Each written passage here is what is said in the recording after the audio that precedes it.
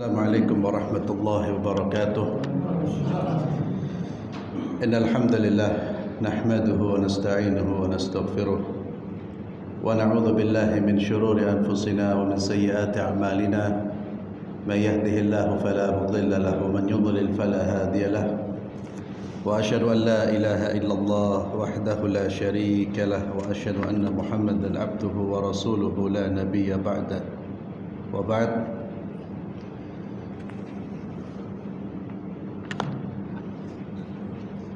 Kita akan melanjutkan pembahasan kitab Riyadhus Shalihin. Kita masuk pada bab tahrim imtina'il mar'a min firashi zawjiha idza da'aha wa lam yakun laha 'udhrun syar'i. Jadi haramnya penolakan wanita atau seorang istri ketika diajak berhubungan suami istri selama istri tersebut tidak punya alasan yang syar'i. Hal ini berdasarkan hadis dari Abu Hurairah radhiyallahu anhu.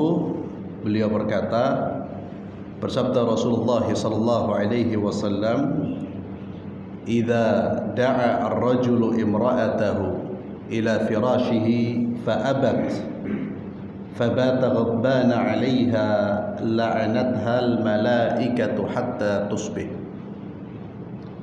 Jika seorang laki-laki mengajak istrinya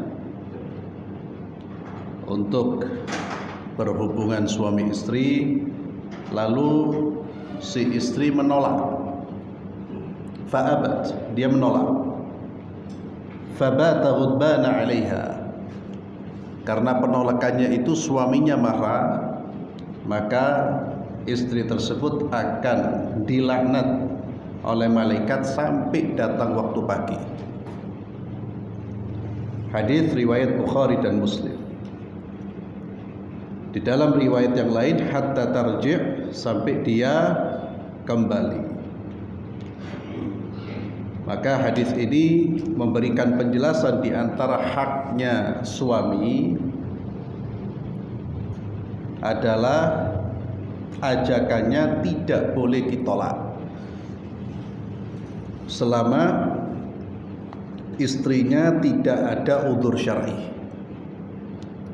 Namun kalau sang istri memiliki udzur syar'i, seperti dia dalam kondisi datang bulan, dalam kondisi sakit, atau dalam kondisi puasa Ramadan, maka dia boleh menolak dan harus menolak, karena ajakan suami itu ajakan yang mungkar ya, ketika istrinya haid atau dia sakit atau dalam kondisi puasa Ramadan. Maka kondisi puasa sunnah, istri tidak boleh menolak. Tentunya ini satu sisi memberikan penjelasan kepada kita tentang haknya suami. Ya, suami punya otoritas atau punya hak dan juga punya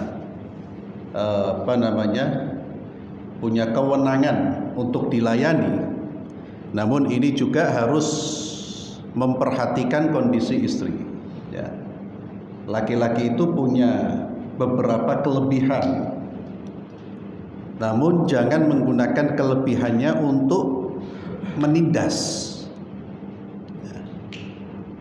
Dia kata-katanya itu, larangannya, perintahnya itu berhak didengar, tapi jangan sampai kemudian tidak memperhatikan juga kebutuhan istrinya. Kita sudah belajar bagaimana Islam itu mengajarkan kepada kita untuk apa? Untuk juga memperlakukan orang lain dengan apa-apa yang kita senang diperlakukan seperti itu. Itu juga harus diingat. Kalau kita ingin diperlakukan secara terhormat, tidak ditekan ya, dalam pengertian yang negatif ya, tidak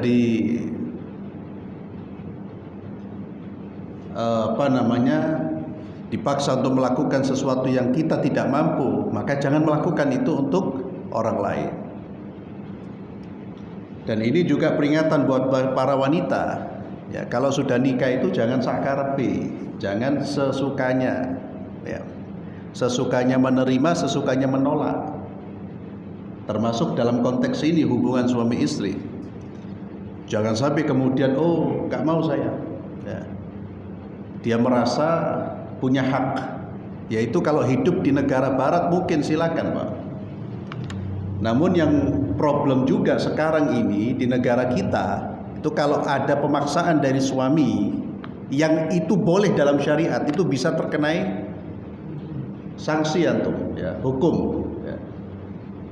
Inilah pentingnya kita ini umat Islam melek. Ini manusia-manusia yang teriak-teriak kesetaraan gender, laki-laki dan perempuan sama, tidak boleh ini dan itu, ya. Ingin membuat produk-produk hukum yang sebetulnya bertentangan dengan syariat. Termasuk kalau ada suami kemudian menghukum istrinya karena pelanggaran istri, itu istri bisa nuntut itu. Ya. Tentu kalau istrinya bertakwa ya dia tidak akan melakukan itu. Tapi kalau istrinya tidak bertakwa ya sudah. Dan takwa sekarang ini di kalangan wanita dan laki-laki, tidak hanya wanita. Kita tidak menyalahkan wanita toh. Laki-laki itu sudah tipis, Pak.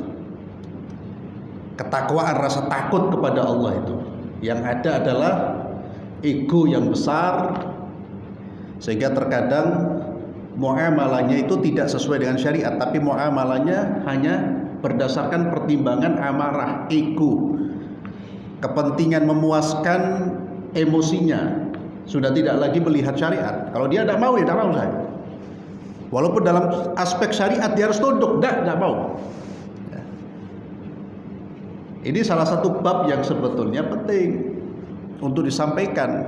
Kalau antum punya putra putri, itu dudukkan itu. Yang rejalnya didudukkan. Jadi suami-suami betul-betul bertanggung jawab. Jangan seperti belum menikah. Yang perempuannya diberitahu, ini loh hak-haknya, kewajibanmu ini. Oh, tidak siap, jangan dinikahkan. Ya, daripada sudah menikah kemudian terjadi masalah besar. Sekarang ini problemnya itu, menikah tapi belum siap. Secara syar'i, secara emosi belum siap. Ada perempuan-perempuan yang tidak mau diatur sama suaminya. Saya enak ngatur anak, lu kenapa? Ya, itu na'udzubillah. Tapi sekali lagi ikhwani fillah, bagi para suami juga mempertimbangkan keadaan-keadaan istri. Jangan kemudian dia punya otoritas melarang, lalu istrinya nggak boleh keluar sama sekali, di penjara. Ya, sakno. Padahal kalau dia sendiri disuruh seperti itu, dia tidak akan betah. Itu maksudnya apa? Seseorang yang punya otoritas ini juga memperhatikan kebutuhan dari orang-orang yang dijaga, orang-orang yang menjadi ibaratnya dalam tanda kutip bawahannya. Walaupun kalimat yang benar itu adalah partner. Kemudian di hadis bab selanjutnya juga menegaskan tentang haknya suami.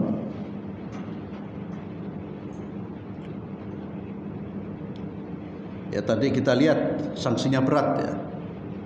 Ketika suami marah gara-gara ditolak oleh suami istrinya tanpa alasan, itu mendatangkan laknat dari siapa? Malaikat Allah Subhanahu wa taala. Kemudian hadis berikutnya dari Abu Hurairah radhiyallahu anhu, anna Rasulullah sallallahu alaihi wasallam qala, bahwa Nabi sallallahu alaihi wasallam bersabda, la yahillu lil mar'ah, tidak halal bagi wanita antasuma wa zawjuha syahid illa biidznih. Dia berpuasa sedangkan suaminya ada bersamanya. Maka tidak halal bagi sang istri berpuasa kecuali atas izin suaminya. Ini tentunya dalam puasa sunnah. Kalau puasa Ramadan tidak perlu izin. Yang wajib itu, yang harus dikerjakan oleh seorang wanita tidak perlu izin suami. Yang sunnah wajib izin suami. Suaminya bilang jangan puasa, jangan puasa.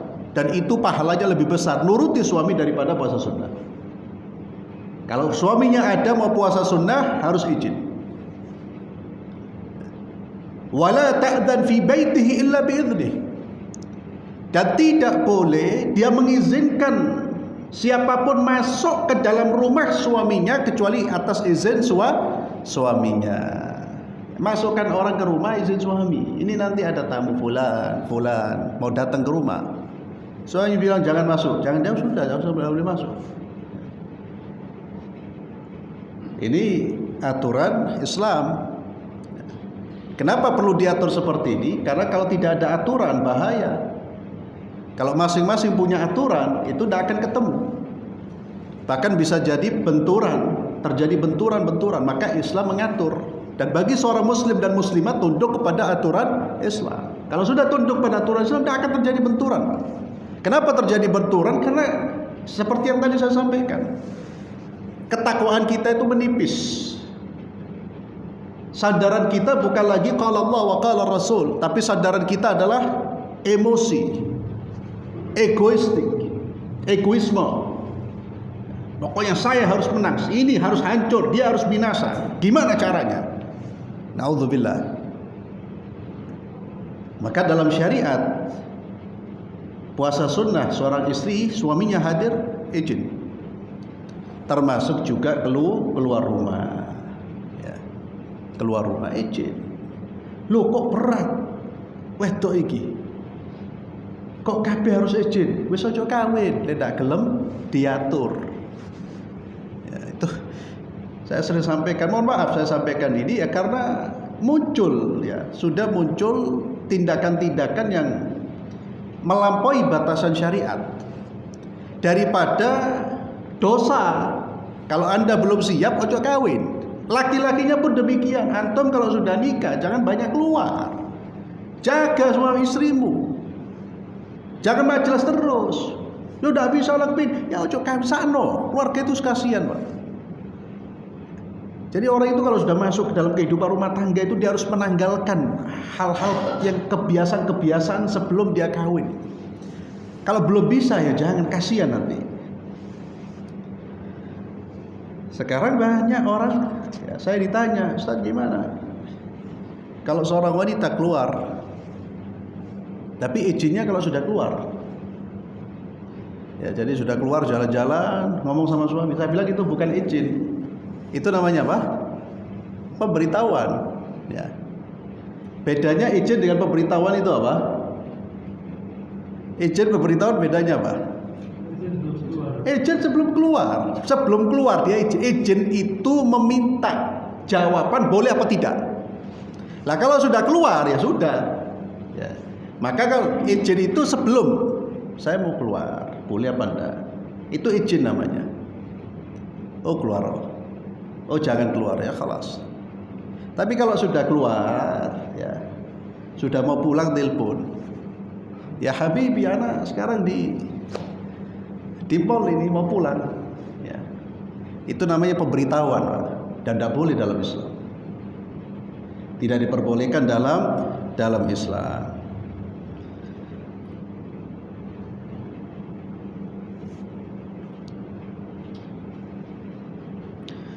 Kemudian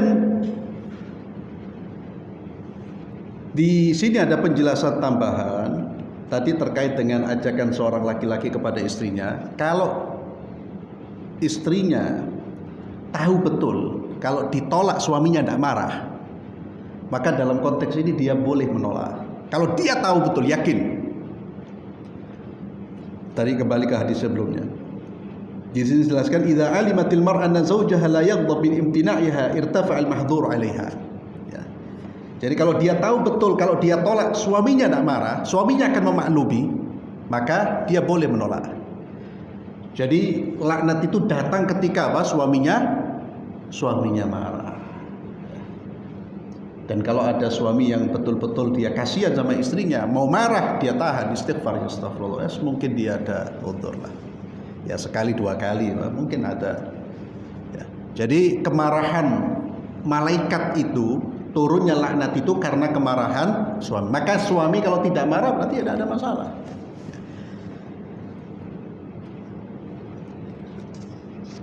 Kemudian bab selanjutnya termasuk ikhwani fillah, saya tambahkan, termasuk yang harus izin itu intinya semua ibadah sunnah ya, termasuk umrah sunnah ya, itu harus izin. Pokoknya semua ibadah-ibadah yang sunnah, yang wanita tidak harus, tidak wajib, maka sebelum dia melangkah hendaknya dia izin kepada suami terlebih dahulu. Kemudian bab tahrim raf'il ma'mum ra'sahu minar ruku' aw sujud qabla al-imam. Haramnya mengangkat kepala. Haramnya seorang makmum mengangkat kepala ketika ruku' atau sujud sebelum imam mengangkat kepalanya. Maka kapan seorang makmum mengangkat kepalanya ketika ruku'? Ketika imam sudah berdiri tegak. Ketika imam mengatakan sami Allahu liman hamidah, tegak, baru diangkat. Itu cara yang benar dalam mengikuti imam. Maka tidak boleh kita bergerak bersamaan, tidak boleh ya, imamnya gerak kita gerak juga lah. Apalagi mendahului ini sanksinya berat ya, imam belum ngangkat dia sudah ngangkat. Imam belum turun sujud dia sudah sujud. Kapan kita sujud? Sampai imam sempurna takbirnya, Allahu Akbar, sujudnya sempurna baru kita turun.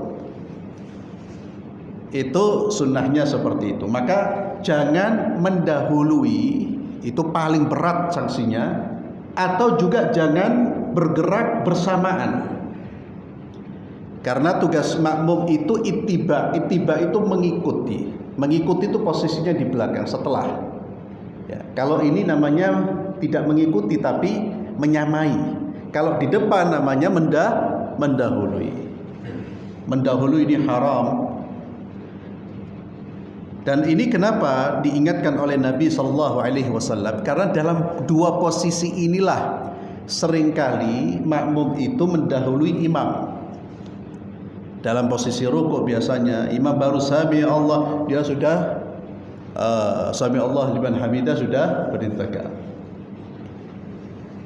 Dari Abu Hurairah radhiyallahu anhu, anna Nabi sallallahu alaihi wasallam qala, bahwa Nabi sallallahu alaihi wasallam bersabda, "Ama yakhsha ahadukum idza rafa'a ra'sahu qabla al-imam an yaj'al Allah ra'sahu ra'sa himar aw yaj'al Allah suratahu surata himar."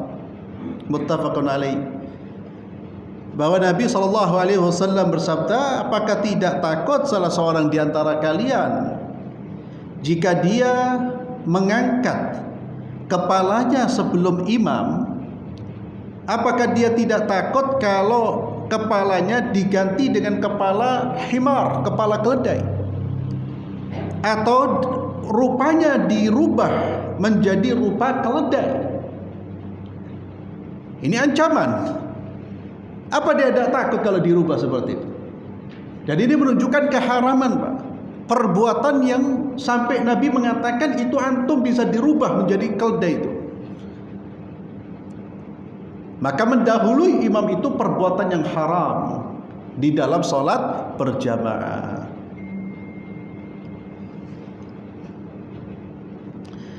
Maka di sini diharamkan mendahului imam dalam semua rukun-rukun amali seperti rukuk, sujud, berdiri dari rukuk maupun sujud. Dan dalil pengharaman adalah hadis ini, di mana Nabi sallallahu alaihi wasallam memberikan ancaman ya dengan bil maskhi, ancaman dengan dirubahnya, diubahnya wajahnya atau bentuk dirinya. Kemudian kalau terjadi ada seorang makmum mendahului umpamanya dalam rukuk, imam belum berdiri dia sudah berdiri, atau dalam sujud dia mendahului imam, maka dalam mazhab Syafi'i salatnya sah tapi dosa. Mazhab Hambali mengatakan la tasih, salatnya tidak sah. Jadi sebagian ulama mengatakan orang yang mendahului imam dalam rukun, ya, ada mengatakan sah salatnya tapi dosa karena dia melanggar tata cara salat berjamaah. Imam Ahmad mengatakan tidak sah dia batal. Kalau orang mengikuti mazhab Hambali, maka kalau dia melakukan itu dia batalkan salatnya. Ini masalah yang serius yang terkadang juga masih kita saksikan di kalangan kaum muslimin dalam melaksanakan salat berjamaah itu. Apalagi yang biasa terjadi itu biasanya apalagi kalau imamnya syekh, kalau imamnya tua, yang kalau bangun itu pelan, Allah. Itu kadang-kadang makmumnya nggak sabar. Ya. Tapi seorang muslim harus menjaga salat berjamaah. Kita tahu salat berjamaah ini fadilahnya besar, keutamaannya besar. Ini ibadah yang sangat-sangat agung di sisi Allah Subhanahu wa taala. Jangan dirusak salat berjamaah kita dengan melanggar aturan-aturan berjamaah.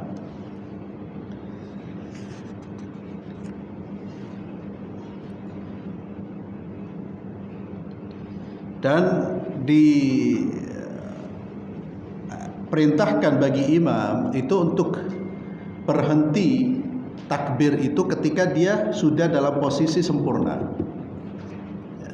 Dan di situ makmum tahu, oh berarti kalau dia berhenti berarti dia sudah dalam posisi sempurna. Jadi umpamanya jangan masih berdiri sedikit sami Allah liman hamidah padahal dia belum berdiri. Khawatirnya makmum sudah mengira dia berdiri. Dan di antara penjelasan masyayikh kita, ya, para ulama itu yang terkait dengan imam. Terkadang imam itu bertakbir untuk takbir perpindahan itu tidak pada tempatnya. Yarhamkallah. Kapan kita imam dan makmum itu mulai mengucapkan takbir intiqal namanya, takbir perpindahan, itu ketika sudah mulai bergerak, mulai berpindah, Pak. Hati-hati loh, jangan bertakbir untuk takbir rukuk ya. Jangan rukuk sudah sempurna baru antum bertakbir. Itu kesalahan yang sering terjadi, terutama imam. Karena bukan tempatnya takbir intiqal, namanya takbir perpindahan. Maka ketika dia berpindah dari satu rukun ke rukun, itu takbirnya. Kalau dia rukuk, Allahu Akbar, dia sudah meletakkan takbir bukan pada tempatnya. Rukuk ketika tak itu bar, selesai. Bukan baru mulai takbir, hati-hati. Ini sudah diingatkan oleh terutama ulama-ulama kontemporer yang melihat banyak imam terkadang tidak memahami masalah ini. Mungkin niatnya agar makmum itu tidak kesusu, maka dia takbirnya di akhir, tapi itu salah tempat. Namanya takbiratul intiqal, takbir perpindahan. Maka diucapkan ketika dia berpindah. Kita demikian. Maka ketika rukuk Allahu Akbar, bukan sudah rukuk baru Allahu Akbar. Itu namanya meletakkan takbir intiqal pada posisi rukun. Ini beberapa kesalahan yang perlu kita perhatikan. Maka takbir dimulai ketika kita sudah mulai berpindah. Allahu Akbar, Sami Allah liman hamidah. Bukan sudah berdiri tegak baru Sami Allah liman hamidah lah. Bukan ketika sudah sujud tak baru Allahu Akbar lah, tapi Allahu Akbar. Ini yang difatwakan oleh para ulama-ulama kita. Kemudian karaha dimakruhkannya meletakkan tangan di pinggang ketika sholat. Pinggang mana? Sini. Nah, khasirah. Insyaallah ini tidak ada. Dan sunnahnya ketika kita sholat meletakkan tangan di depan. Di depan. entah itu di atas perut kita atau di dada kita. Jadi ini posisi sunnah, dan yang juga menjadi kesepakatan akan sunnahnya adalah meletakkan tangan di atas tangan kanan di atas tangan kiri, ya, jadi bersedekap. Namun meletakkan tangan di pinggang atau mungkin meletakkan posisi seperti ini, wallahu a'lam bishawab, kita belum menemukan dalilnya. Ya, dalilnya adalah meletakkan tangan posisi dia di depan, bersedekap di depan.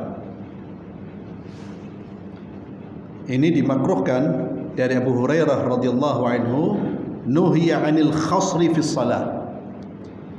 Ya. Jadi dilarang meletakkan tangan di pinggang ketika sholat.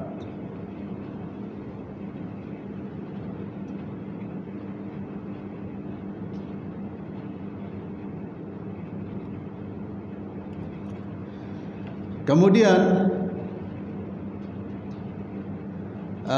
ini dikatakan karaha at-takhassur, yakni makruhnya meletakkan tangan di pinggang ketika sholat karena itu menunjukkan kesombongan.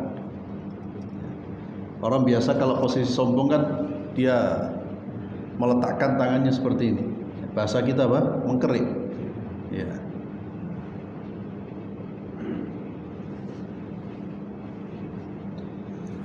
Kecuali dalam posisi seseorang itu memegang tangannya, memegang pinggangnya disebabkan karena sakit, ya. Kemudian makruhnya sholat di hadapan makanan yang sudah tersedia, sedangkan jiwanya pengen makan, ini makruh. Atau makruh juga orang sholat sambil menahan kencing maupun buang air besar, itu makruh juga. Maka ketika seorang muslim dia dalam kondisi pengen makan di rumah, ya, makanan sudah disediakan, dia berhasrat untuk makan, kata Nabi nanti disuruh makan dulu, Pak. Hatta sudah adzan, sudah iqamat, sudah sholat, disuruh makan dulu. Namun kalau disediakan tapi dia belum berhasrat, jangan makan, sholat. Apa hikmahnya? Kalau dia berhasrat dan makanan sudah disediakan, lalu dia tinggal untuk sholat, yang terjadi sholatnya tidak akan khusyuk. Yang ada di bayangannya adalah nasi, ya. Yang ada di bayangannya adalah yukulan, dan bisa menimbulkan kemarahan itu. Makmum bisa ngamuk, imam suwe. Sudah juk makanan sedia terus imamnya wah bacanya lama, lu akhirat tuh tambah tak karu-karuan, ya. Itu hikmahnya. Jadi ketika Nabi mengatakan makan dulu, itu bukan berarti makan itu lebih utama daripada sholat. Jangan salah paham. Itu justru menunjukkan sholat itu penting, dan menunjukkan bahwa Anda kalau sholat, sholatlah yang sempurna, sholatlah yang khusyuk. Jangan asal-asalan. Apapun yang membuat kita kehilangan kekhusyuan, kehilangan fokus, maka sebab-sebab yang menyebabkan kita kehilangan fokus itu harus disingkirkan dulu. Walaupun harus menunda sholat, tapi tidak keluar dari waktunya. Ini menunjukkan al-khusyuk fi shalah. Pentingnya khusyuk di dalam sholat, bukan pentingnya makan lah, ya. Demikian pula orang dalam posisi tahan ini buang air kecil atau buang air besar, orang tidak akan khusyuk, ya akhi. Tak mungkin, apalagi sudah nemen kebeletnya, ya Allah. Apalagi tadi imamnya bacanya panjang, tambah tabiat, ya. Maka orang kalau sudah kebelet, Pak, hatta nanti dia ketinggalan salat berjamaah bisa, selama dia kebelet itu. Tuntaskan dulu, dan Allah tahu niatnya kok. Ya, dia meninggalkan berjamaah itu karena ada udzur. Ya, insya Allah dengan niatnya dia sudah mendapatkan fadilah berjamaah. Daripada sholat kupu-kupu, pikiran tidak bisa fokus, ya, hati juga gak bisa fokus, Padahal sholat itu dibutuhkan kekhusyuan, ketenangan. Karena kita sholat itu kita sedang bermunajah, berkomunikasi dengan Allah. Allah sedang menjawab permintaan kita, permohonan kita, bacaan kita. Ya, di dalam hadis yang sahih ketika kita membaca Al-Fatihah itu kan Allah menjawab itu. Setiap kalimat Allah jawab. Dan Allah sedang melihat kita. Maka itu harus kita nikmati sholat itu. Dalil-dalilnya adalah hadis Nabi SAW dari Aisyah radhiyallahu anha, beliau berkata, sami'tu Rasulullah sallallahu alaihi wasallam yaqul, aku mendengar Rasulullah sallallahu alaihi wasallam bersabda, la salata bihadrati ta'am wala huwa yudafi'uhu al-akhbathan. Rawahu Muslim. La salata ay la yusalli ahad. Janganlah salah seorang di antara kalian salat bihadrati ta'am, di depan makanan atau di dekat makanan, atau wujudu raihatihi ma'a raghbat fih, walaupun tidak di dekat, tidak di depan, tapi baunya tercium dan dia sedang pengen makan, jangan. Maka makan dulu ya. Kecuali makanannya bukan miliknya dia, ya jangan makan dulu. Tapi ini dalam konteks makanannya dia sudah disediakan, Pak. Dia sudah disediakan. Maka kata Nabi, la salat, janganlah dia salat dulu. Sehingga di dalam hadis yang lain kata Nabi sallallahu alaihi wasallam, idza quddimal asya, kalau asya makan malam sudah dihidangkan dan iqamah dikumandangkan, kata Nabi, mulailah dengan makan malam terlebih dahulu. Antum sudah ada hidangan dan ada keinginan, hasrat untuk makan. Tapi kalau tidak ada ya, hatta ada hidangan, ada panggilan adzan. Karena hikmahnya agar seseorang tidak teralihkan konsentrasinya ketika sholat. Kemudian kata Nabi SAW, yudafi'uhul akhbathan. Ya, janganlah dia sholat ketika dalam posisi menahan buang air, dalam kondisi menahan buang air kecil atau buang air besar. Karahatu shalah liman kana fi halati ju' aw 'atshin ma'a wujudi ta'am wa syarab wa fi ma'na wujudi ma hatta ya'kul wa yashrab. Jadi dimakruhkan selama bagi orang, dimakruhkan salat bagi orang yang lapar atau haus dan makanan ada atau minuman sudah disediakan, sampai dia makan dulu atau minum dulu. Kenapa? Lima fi dzalika min dhihabil khusyu' atau min dhahabil khusyu' wa inshighalil qalbi bighairi shalah. Karena itu semua dapat menghilangkan kekhusyuan dan menyibukkan hati dari perkara-perkara salat. Menyibukkan hati bighairi shalah, dengan perkara-perkara yang tidak ada hubungannya dengan salat. Dia akan tersibukkan dengan apa? Dengan makanan. Hatinya mulai memikirkan makanannya, minumannya. Karahatu shalah liman kana bihaja ila tabawul aw gha'id hatta yatafarragh wa yastarih. Dan juga dimakruhkan bagi orang yang sedang ingin buang hajat, baik itu hajat buang air kecil atau buang air besar, sampai dia tuntaskan dan dia merasa sudah tuntas. Karena hal itu bisa min tashwish, mengganggu adzihn, ya, mengganggu pikiran, jiwa, yang itu semua dapat menghalangi seseorang dari khusyuk. Namun ikhwani fillah, kata para ulama, makruhnya sholat pada kondisi itu kalau waktu sholat masih panjang. Artinya kalau kita makan dulu, minum dulu, masih ada waktu sholat. Waktu sholat masih tersisa, kita masih bisa melaksanakan sholat pada waktunya. Namun wa tartafi'ul karaha idza kana al-waqtu dayyiqan. Tapi kalau sudah waktunya sempit, Artinya kalau kita mohon maaf kencing dulu, hilang waktunya karena kita sudah di akhir waktu, maka lanjutkan sholatnya. Karena hormatul waqt, ya. Waktu itu merupakan syarat yang terpenting di dalam syarat-syarat sholat. Jangan sampai kita sholat di luar waktunya.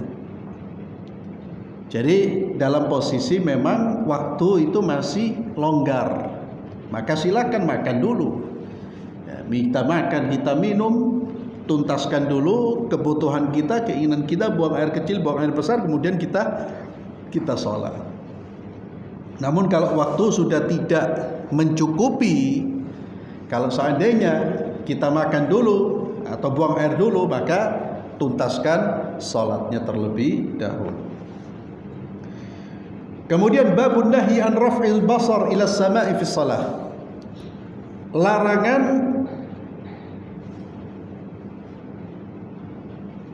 melihat pandangan ke atas ketika sholat.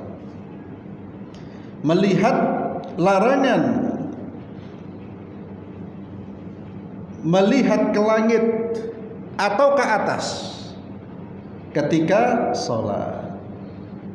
Posisi pandangan ketika sholat itu di tempat sujud kita, dan kita tidak, atau makruh, ya, perbuatan yang dibenci ketika mata ini tidak fokus di depan, tapi melirik ke kanan atau ke kiri. Maka ketika kita sholat, fokuskan pandangan kita di tempat sujud kita. Ya, intinya melihat satu titik. Dan lebih utama ketika sholat itu membuka kedua mata daripada menutup kedua mata. Karena Nabi SAW ketika sholat membuka kedua. Diperbolehkan menutup dalam kondisi ingin mengembalikan kekhusyuan, tapi jangan ditutup terus. Jadi sunnahnya adalah justru membuka kedua mata kita. Tapi ketika dibuka, jangan melirik ke kanan, ke kiri, apalagi sampai melihat ke atas. Sanksinya berat ini.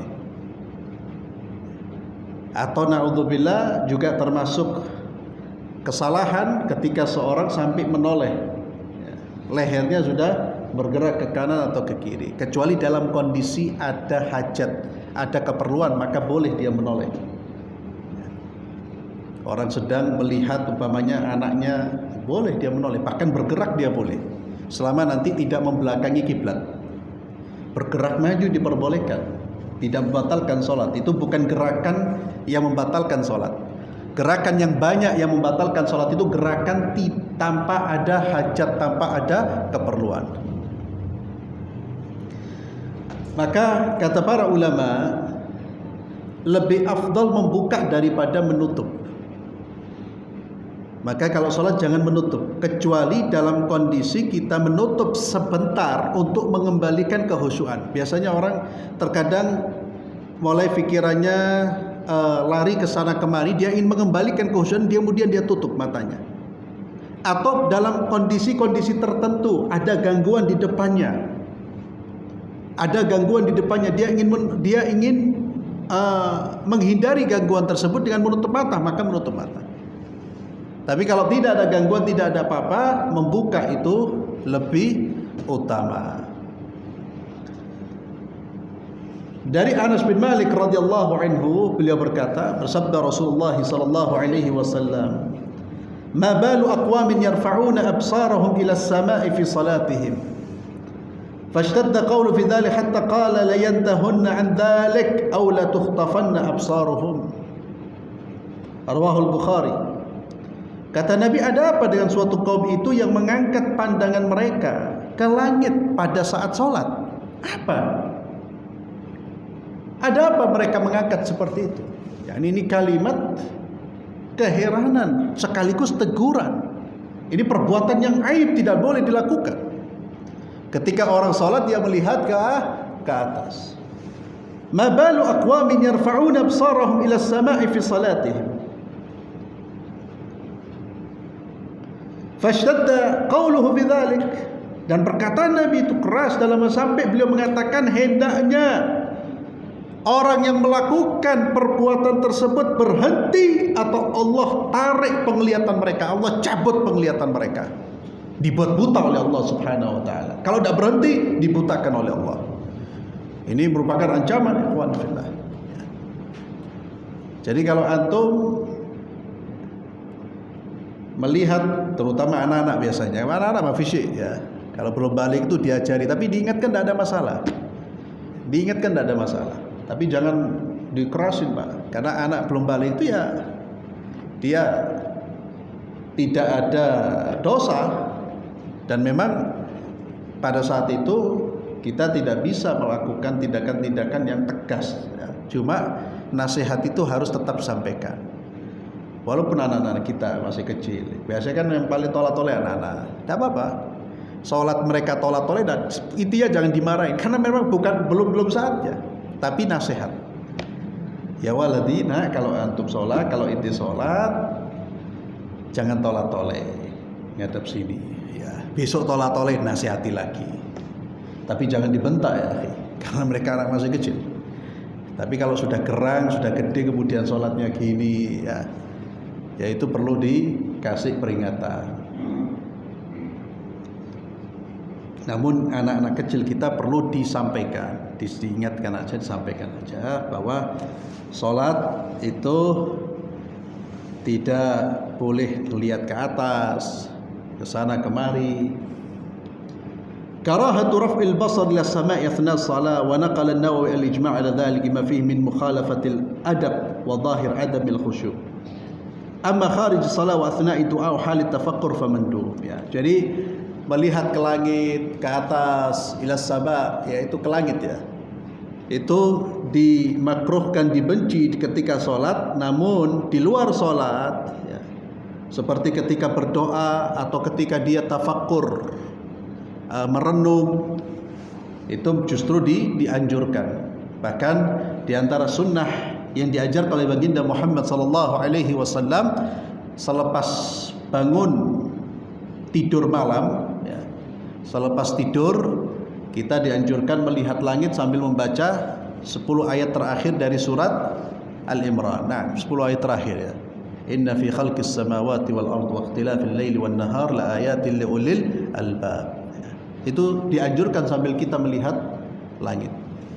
Jadi larangan ini ketika seseorang dalam posisi sholat. Kemudian termasuk dilarang, dimakruhkan kita menoleh pada saat sholat tanpa uzur. Maka kalau kita menoleh ada uzur, itu diperbolehkan. Baru-baru ini beredar video imam, saya lupa Masjidil Haram atau Masjid Nabawi ya, yang dia menoleh.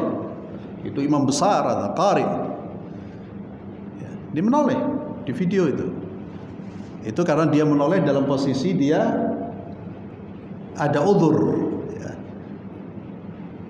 Jadi jangan sampai kemudian ngelihat lu ini kok imam besar noleh, dia sampai menoleh seperti itu, dan tidak dibatalkan sholatnya karena menoleh seperti itu tidak membatalkan sholat selama ada uzur. Namun kalau tidak ada uzur, itu dianggap sebagai perbuatan mencuri di dalam sholat. Berdasarkan hadis Nabi sallallahu alaihi wasallam, an Aisyah radhiyallahu anha qalat sa'altu Rasulullah sallallahu alaihi wasallam sallallahu alaihi wasallam 'ala al-iltifat fi shalah. Aku bertanya tentang menoleh ketika salat. Faqala huwa ikhtilasun yakhtalisuhu asyaitanu min salatil 'abdi, rawahu al-Bukhari. Kata Nabi sallallahu alaihi wasallam, itu merupakan curian yang dicuri oleh syaitan dari sholatnya seorang hamba.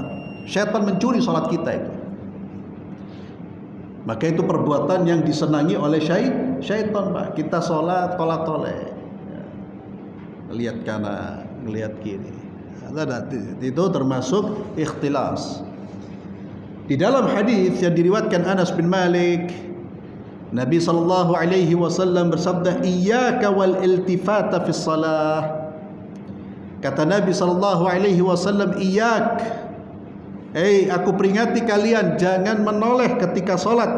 Fa innal iltifata fis salati halakah. Karena menoleh ketika salat itu menyebabkan kebinasaan seorang hamba. Fa in kana la budda, kalau dia harus menoleh, fa fit tatawwu' la fil fardhah. Maka lakukan itu ketika dalam posisi salat sunnah, bukan dalam posisi salat wajib.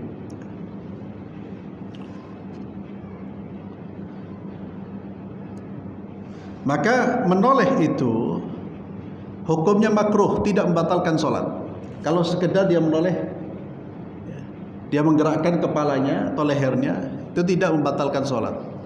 Kapan sholat itu batal? Kalau dia membelakangi kiblat. Kalau sudah menoleh dengan semua tubuhnya sehingga punggungnya membelakangi kiblat, maka batal sholatnya. Namun kalau dia menoleh tidak membelakangi kiblat, dia menoleh kanan atau kiri, ini hukumnya makruh dan tidak membatalkan sholatnya, tapi mengurangi pahala-pahala sholatnya. Namun jika ada uzur diperbolehkan dan tidak mengurangi pahala sholatnya. Wallahu a'lam bishawab. Kita lanjutkan insyaallah pada pertemuan berikutnya. Kita akhiri dengan doa kafaratul majlis. Subhanakallahumma bihamdik asyhadu an la ilaha illa anta astaghfiruka wa atubu ilaik. Assalamualaikum warahmatullahi wabarakatuh.